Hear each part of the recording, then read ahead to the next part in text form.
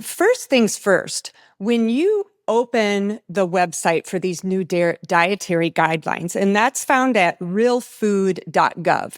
So on realfood.gov, when you first click on that page, the first thing that happens is you see this green screen, and what pops up is a big head of broccoli, a half gallon of whole milk, and a big steak. So you have these three foods that are apparently central to good health. Yet when I think about beef and whole milk, they're not exactly the best foods when it comes to good gut health. Not they need to be avoided, but definitely not a primary source of the nutrition that we need the most. And secondly, what leaves me a little confused is how this inverted pyramid looks. So that's where this website will take you next, is this visual of an upside down food guide pyramid where you'll see icons of all these various foods. And just to take a look at that, if you want to take a look here, you'll see that beef, cheese, and chicken are right up at the very top of this pyramid, along with vegetables. And that's a little bit confusing because we think, well, what's supposed to be taking the most room on our plate? Does that mean this beef and cheese needs to be the same portion as our vegetables? And so people are likely going to be confused about that. And so another thing that I notice in this, looking at this pyramid, is the whole milk and cheese have priority over yogurt. Yogurt tends to be a more digestible form of dairy, a healthier form, and it has good microbes. And they're really up there when it comes to importance or priority as part of our diet. So a bit of confusion there. Moving on, taking another look at this pyramid, you can see that butter's right alongside with walnuts and almonds. Whereas we always thought, well, aren't the types of fats in walnuts and almonds like a little more? We might need higher quantities of those versus butter. And then how about those two bowls? Like there's one bowl above the line on the pyramid and there's one bowl below. What's in those bowls? Little bit confused there. So overall, the visual lacks clarity. And again, what I talked about before, how we definitely need to be going into these explained guidelines to understand what this pyramid really means. But the majority of Americans will likely just use this visual and stop there. So let's move on to what these actual guidelines are that might explain what this pyramid really means. What I do like in these new dietary guidelines is the Secretary of Health and also the Secretary of Agriculture.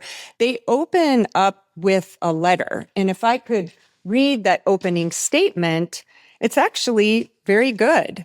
It reads, American households must prioritize diets built on whole, nutrient-dense foods, including protein, dairy, vegetables, fruits, healthy fats, and whole grains, paired with a dramatic reduction in highly processed foods laden with refined carbohydrate, added sugars, excess sodium, unhealthy fats, and chemical additives. And I do feel that this is a great statement, and really that focus on eating real food, especially knowing that the majority of Americans consume over half of their calories from ultra-processed foods.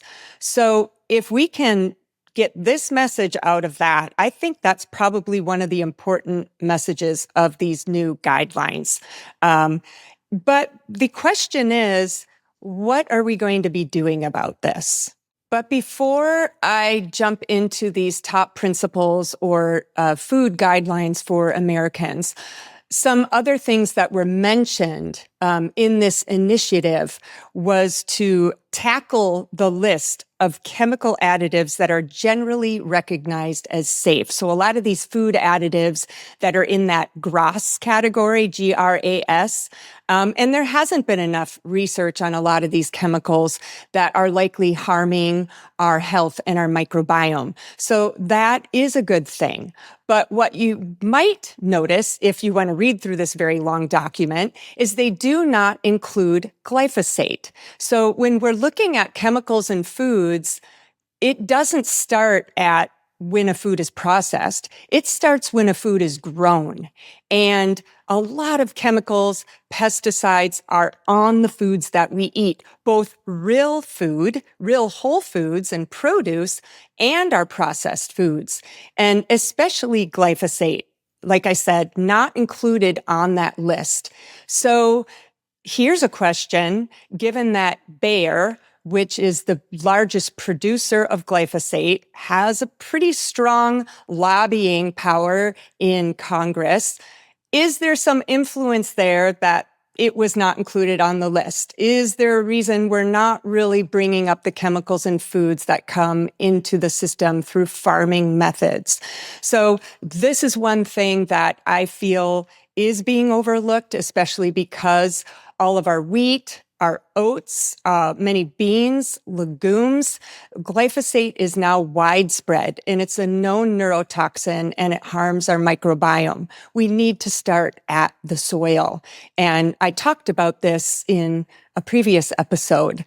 It does start with the soil. And so they also have plans to address the advertising of processed foods. Well, I think that's great because I think that when we're constantly being bombarded with advertisements of processed food, there's that constant thinking of what they want to eat. Like, it's what I talk about. If you think about chocolate cake, are you going to eat? You're more likely to eat chocolate cake.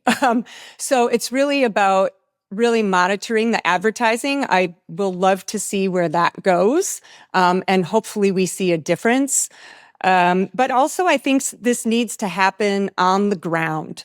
I don't think just having these guidelines are going to help many Americans. First, because most of them aren't even going to look at these guidelines. But how about what we're exposed to in the grocery store and even what our kids are exposed to? When you check out at the store, that checkout line is always loaded with highly processed foods and candies. And they're especially at eye level for kids. So we're really starting our kids young with this idea that tempting food is okay to include all of the time and on a regular basis. But as we know that statement, out of sight, out of mind, that really is true. And so we really need to take this seriously, even in how food is displayed at grocery stores. It also needs to address our school lunches because most school lunches are processed and packaged foods, highly refined white flours.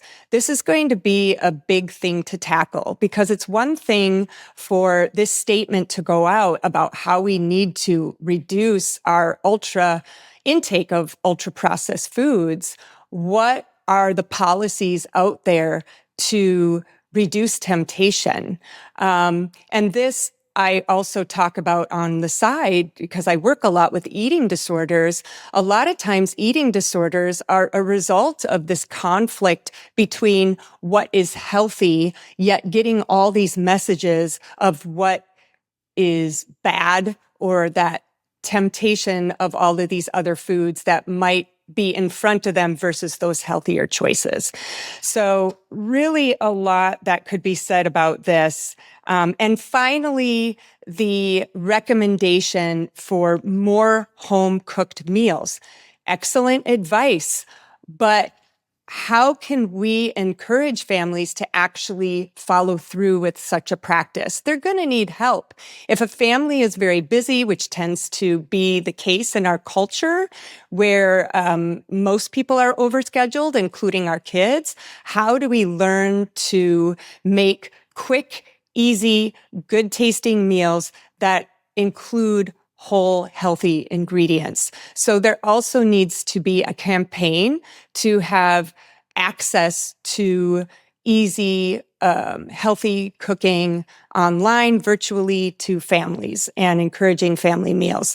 So this really is, it's going to take a cultural shift in Congress, in our stores, at schools, and at home.